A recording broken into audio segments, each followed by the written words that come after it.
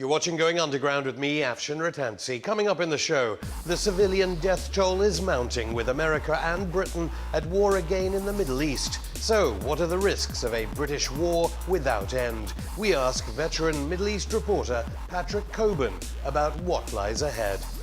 And the Tories go to Birmingham tomorrow to celebrate their record. But how impressive is it when you map their progress in sustaining one of the worst countries in Europe for wealth inequality? Plus, if you're a young comedian, are you brave enough to criticize David Cameron? All this and more on today's Going Underground. Here we go again. Parliament has decided 3.5 years since the disastrous British intervention in Libya, which turned the fifth largest oil power on earth into a base camp for ISIS, we are going to war again. Within the last 24 hours, the Prime Minister and the Leader of the Opposition reiterated their support in Parliament for the Free Syrian Army. The support comes just days after senior commanders of the FSA admitted that it was collaborating with ISIS and the al-Nusra Front. So we are simultaneously bankrolling and fighting ISIS. And right now, RAF Tornadoes may be firing missiles on Iraq, adding to the airstrikes of President Obama on Syria. Innocent civilians have already died in the campaign. Each one will no doubt become a propaganda tool of ISIS, helping to persuade poverty-stricken Sunni Muslims to take up the cause against so-called Anglo-American imperialism. And NATO ally Turkey will no doubt be turning a blind eye. So why are Russia, China, Syria and Iran so quiet about yet another Western war in the Middle East? Could it be that a new democratic Middle East, unendangered by British-supported dictators, may rise out of the ashes as not only ISIS, but Britain is defeated too? Britain is backing Washington and a coalition of Arab dictatorships as they began their bombing campaign in Syria this week. But as multi-million-pound weapons drop on the impoverished towns and cities of the Levant, is the situation really as simple as our Parliament is making out? Joining me in the studio is veteran reporter Patrick Cockburn, who has spent years covering conflicts in the Middle East and has just written a new book entitled The Jihadis Return, ISIS and the New Sunni Uprising. Welcome, Patrick, to Going Underground. Let's begin with Britain's role.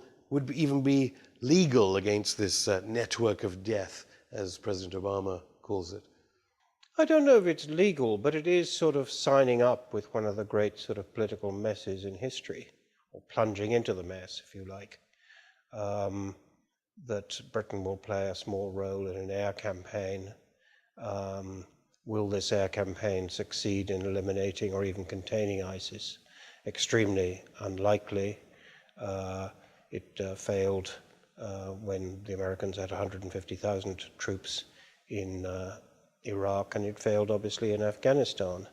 So it's curious, this enthusiasm to sign up to something which we know is very unlikely to get anywhere. Now, it's obviously terrible for the relatives of those hostages, but is it then just those hostage videos that are making such an impact, making people believe, not in what you were just saying, but that we must go to war and we can conquer ISIS? I'm not sure people do believe that. Obviously, these sort of ritual murders by ISIS make people very angry, and you think you should, people think you should hit them back. But I think popular instinct is that here we go again, like the wars previously in Iraq or Afghanistan, that there's no end to it, and overall it's better to keep out of it. Well, poll ratings showing the opposite. Now we're seeing more cross-party support. I mean, compared to that seminal vote, as some people describe it, when Britain said, no, we won't bomb Damascus in defense, arguably, of those forces that we're now attacking. Well, I think people do feel that ISIS are a pretty bad lot, that they have ritually murdered 2 American journalists, a British aid worker, on television. So it's not surprising that people feel it should be eliminated. It's a different question of, can it be eliminated, or is it misleading to boil everything down to a response to a single atrocity, when this is a crisis of immense complexity. Do you think Obama and Cameron want Assad to fall now? Well, they do and they don't. I mean, that's part of the complexity. But say in the next couple of days, would they like it? No, because it could create a tremendous vacuum of authority. And who is likely to fill it? Well, among others, it's likely to be ISIS and Jabhat al-Nusra, the official affiliate of al-Qaeda in Pakistan. So they wouldn't. But this has been going on for a couple of years, that they maintained this war against Assad.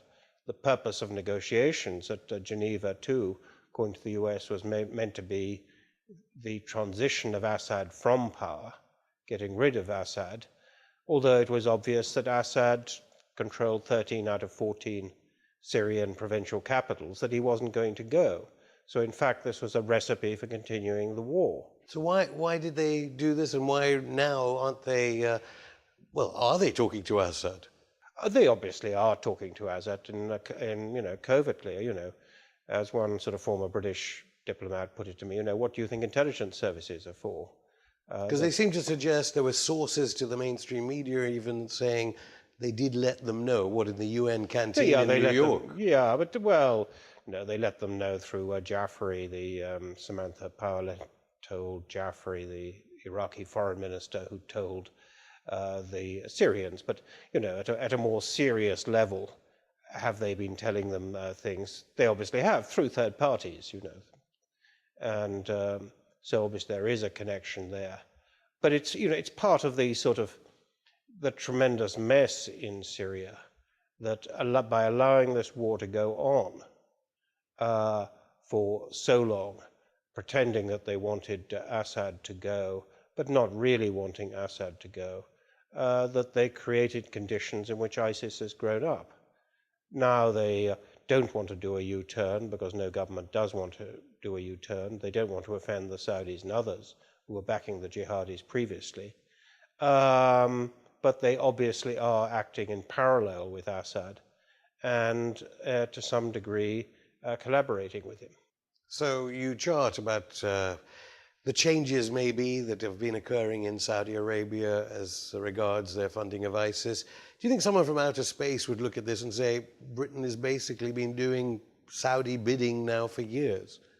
Well, they've gone, obviously they're allied to Saudi Arabia, as is the US. I mean, it always seems to me it's been, an extraordinary hypocrisy since 2011. One can take it back to World War II, but certainly since 2011, the beginning of the Arab uprisings, that there was Britain, there was America, supposedly backing secular democrats in Syria and Egypt and Libya. But who are we doing this in alliance with? We were doing it in alliance with Saudi Arabia and Qatar and UAE, which are the last theocratic absolute monarchies on earth. And Obama only too proud to say when he launched the first airstrikes that he was doing it with them.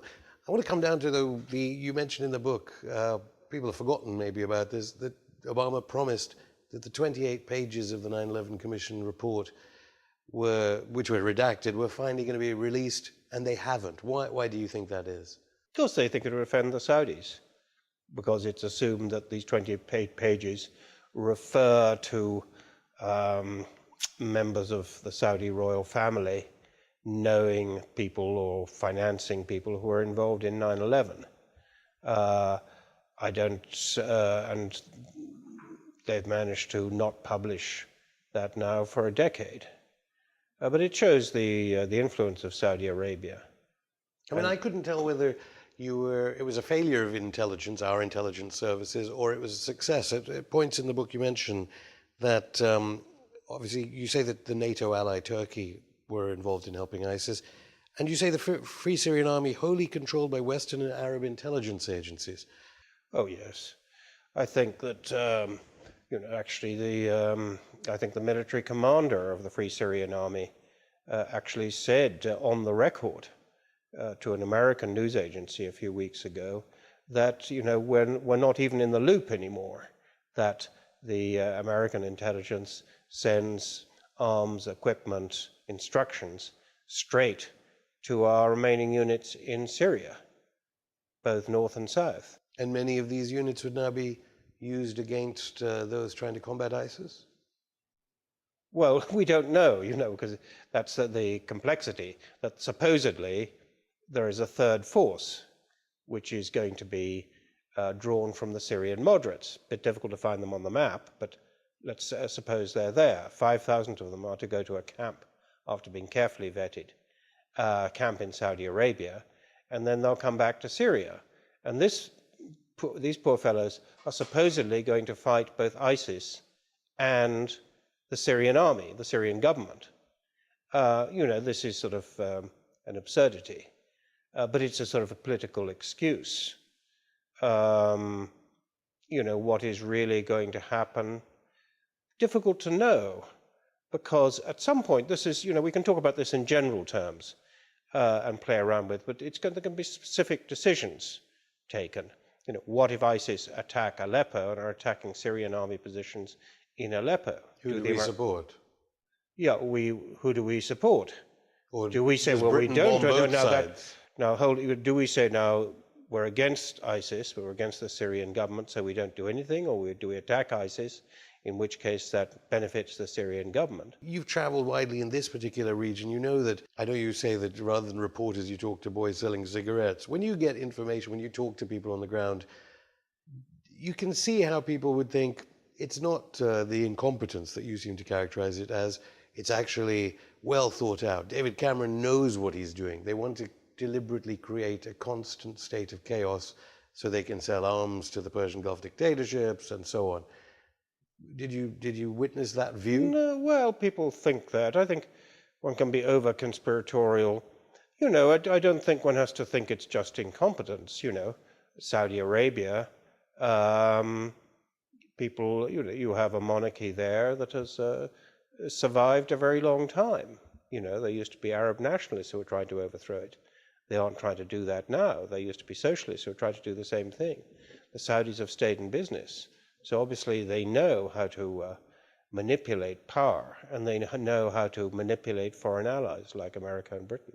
David Cameron has been very quick to echo the American sentiment that it's all al-Maliki's fault and now there's a new leader in Baghdad, it's all going to change. You say, no, there were loads of Iraqi politicians warning the West that this was going to happen, and yet it fell on deaf ears. Well, Maliki was a very bad prime minister. He was sectarian, he was extremely corrupt. But what really destabilized Iraq was the continuing war in Syria from 2011. Because you had a sort of balance within Iraq between the Sunni, the Shia, and the Kurds. But the uprising of the Sunni in Syria destabilized that. As everybody in Baghdad, all the political leaders said. Patrick Cockburn, thank you. Thank you.